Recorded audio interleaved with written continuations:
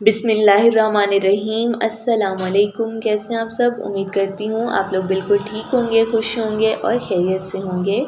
तो आज आप मुझे ये बताएं कि क्या आपको ऐसे लगता है कि एक छोटा सा बिज़नेस जैसे कि किसी के जूते पॉलिश करके आप इतने ज़्यादा अमीर हो सकते हैं कि आपके अकाउंट में 200 करोड़ मौजूद हों, या इसी तरह का कोई और छोटा सा बिज़नेस जिसमें इन्वेस्टमेंट बहुत कम हो।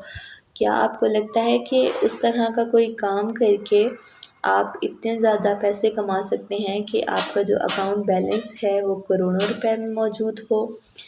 शायद नहीं, या शायद हाँ, आप ऐसे सोच सकते हैं, क्योंकि आज मैं आपके साथ जो वाक़या शेयर करने जा रही हूँ उसको सुन के आपको वाक़ई लगेगा कि हाँ, इस तरह से भी बंदा अमीर हो सकता है, इस तरह से भी बंदा एक टाइम पे 200 करोड़ कमा सकता है। लेकिन आप ये वीडियो पूरी मुकम्मल देखिएगा, तभी आपको पता चलेगा कि एक जूते पॉलिश करने वाला शख़्स 200 करोड़ का मालिक कैसे बना। तो आई थिंक आपको ये वाक़या पसंद आएगा और आपको समझ आएगा, आपका दिमाग काम करने लगेगा कि हाँ, इस तरह से भी होता है, जो कि आपको बाद में समझ आएगा। तो चलिए, आज का जो हमारा वाक़या है, आज का हमारा जो टॉपिक है, आज की जो हमारी कहानी है, उसको हम स्टार्ट करते हैं। आई होप आपको ये पसंद आएगा। तो कहते हैं कि लाहौर के एक बड़े बैंक का सीईओ अपने जूते हर रोज़ गली के कोने पर जूते पॉलिश वाले आदमी से पॉलिश करवाता था। जूते पॉलिश करवाते हुए वो कुर्सी पर बैठकर आमतौर पर इकनॉमिक टाइम्स पढ़ता था। एक न्यूज़पेपर है, इकनॉमिक टाइम्स, वो पढ़ता था। एक सुबह पॉलिश वाले ने सीईओ से पूछा, स्टॉक मार्केट की सूरत हाल के बारे में आपका क्या ख्याल है? सीईओ ने तंजन जवाब दिया कि आपको इस मौजू में इतनी दिलचस्पी क्यों है?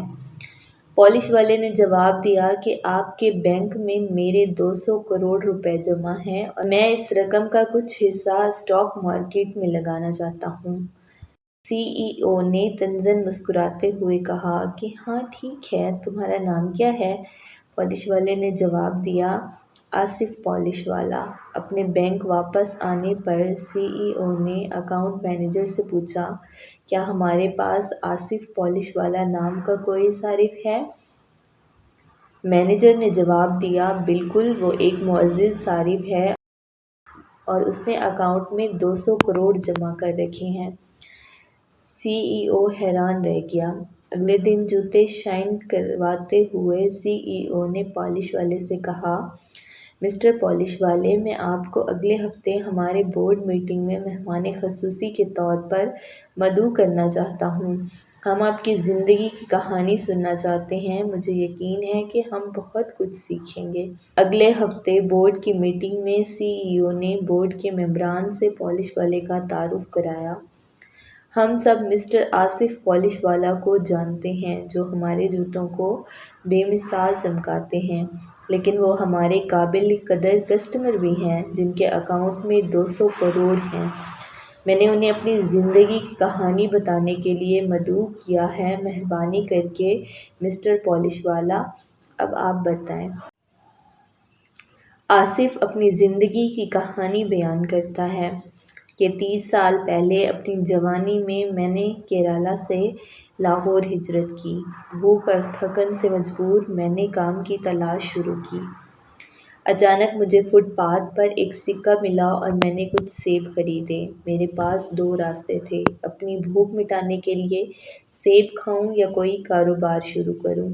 मैंने सेब बेचे और पैसों से मज़ीद सेब खरीदे। इस तरह मैंने पैसा जमा करना शुरू कर दिया। फिर मैंने इस्तेमाल शुदा ब्रश और जूतों की पॉलिश का एक सेट खरीद लिया और जूते चमकाने का कारोबार शुरू किया। मैंने किफ़ायत-शारी से राहिब जैसी ज़िंदगी गुजारी। तफरीह या दुनियावी अशिया पर कोई पैसा खर्च नहीं किया और एक-एक रुपया बचाया। चंद साल पहले बाज़ार में ये छोटी सी दुकान खाली हुई तो मैंने ख़रीद ली और कारोबार को मज़ीद बढ़ाया। आखिरकार तकरीबन 3 माह कबल मेरा छोटा भाई, जो कि एक और शहर में मंशियात फ़रोश था, उसका इंतकाल हो गया और वो मुझे اپنا جو اماؤنٹ ہے 200 کروڑ کا وہ میرے حوالے کر کے گیا. یعنی اس کی جائیداد میں جو اس نے منشیات، اس نے ڈرگز بیچ کر جو بزنس کیا، اس سے اس کو 200 کروڑ ملے تو اس کا وارث میں ہی تھا. مجھے 200 کروڑ مل گئے. تو کہنے لگا کہ جناب میں تو اس طرح سے امیر ہوا ہوں، آپ کیا سمجھے کہ میں جوتے پالش کر کر کے امیر ہوا ہوں.